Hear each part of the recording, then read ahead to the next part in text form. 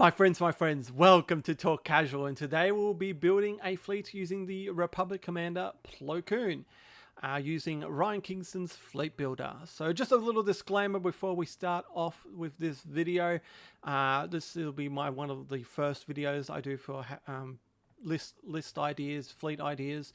As I want to say, when I've watched other fleet ideas, it's not the 100% to gospel what I'm going to build here today. If you have ideas, you can tweak them, you can modify them.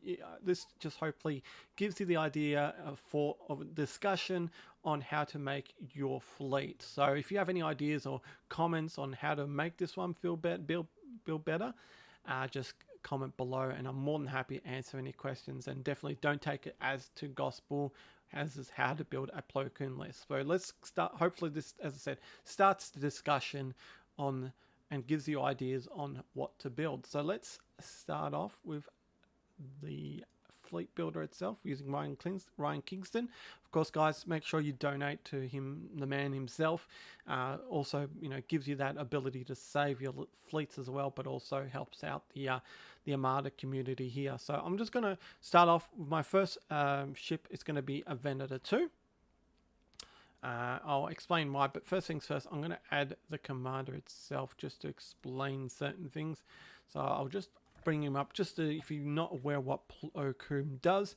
So Plo Koon, while a friendly squadron is attacking a ship is at distance 1 to 3 of a friendly ship, the attacker may add 1 blue die set to an accuracy icon to its attack pool. The die cannot be re-rolled or changed.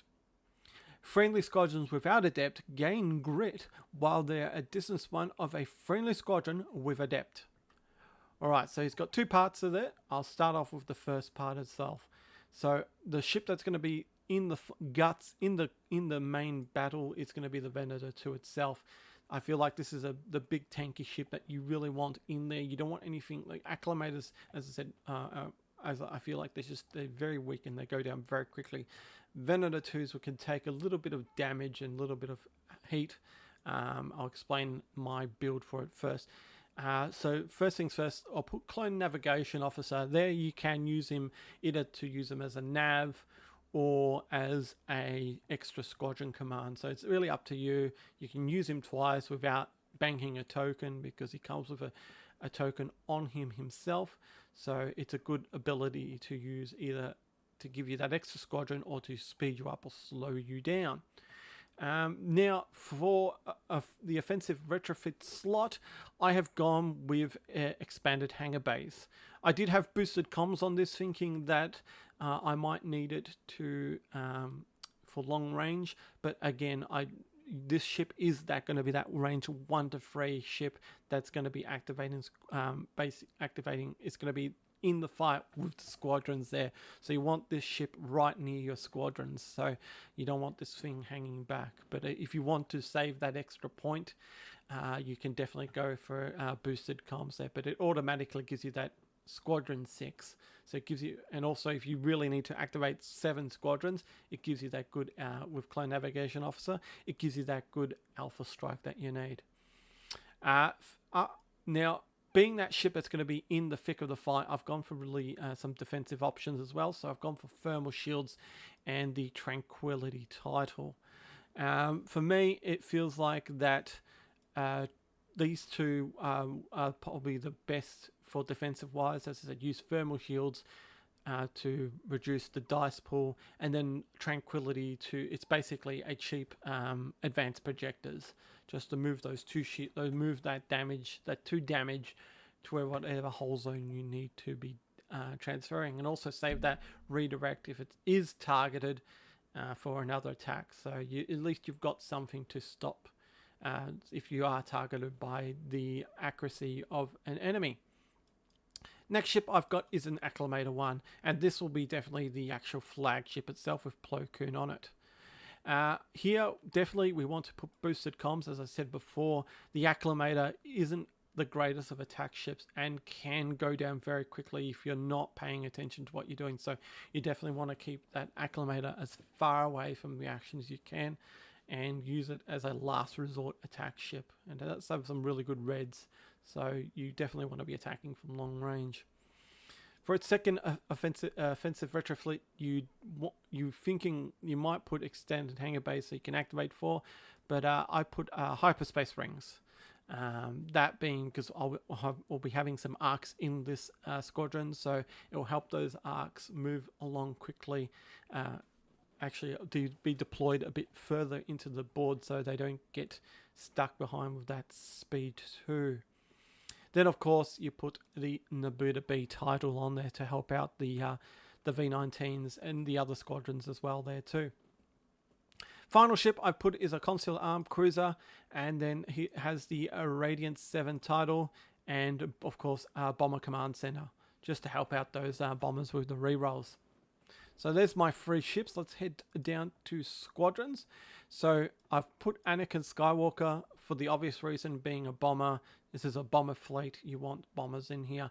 Also, it helps out the second part of Plo Koon, he's got a depth, so he gives everyone else grit if he's in range 1. So also an ability if you feel it when you are being stuck with other squadrons around you.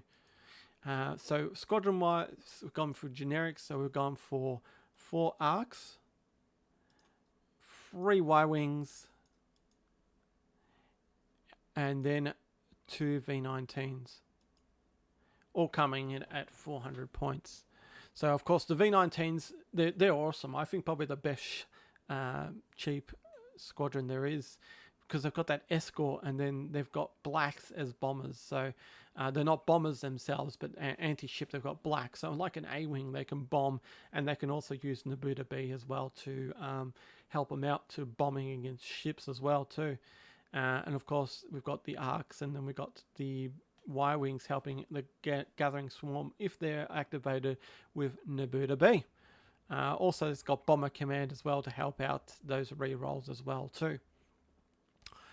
So that's the list. Let's go through the objectives.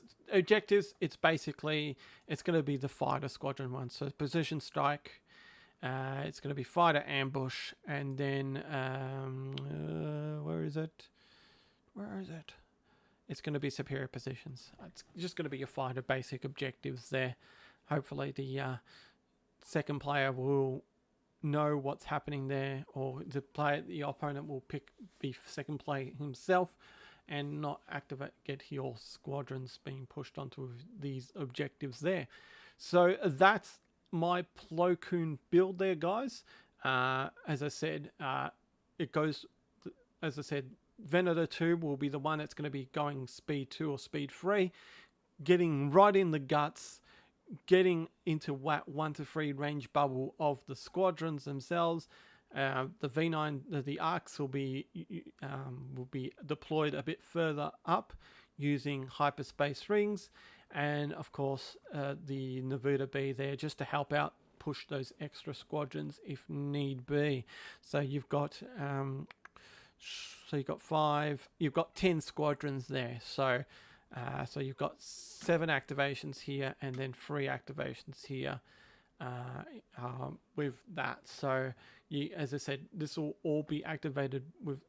Also, you can save that squadron token, then activate 4 at the start, or activate 7 at the start, whatever is best for you, and get that alpha strike happening. So there you are, guys. There's my Plo Koon build. As I said, if you've got any queries, comments, anything that can be done better, comment below, and I'll definitely answer there.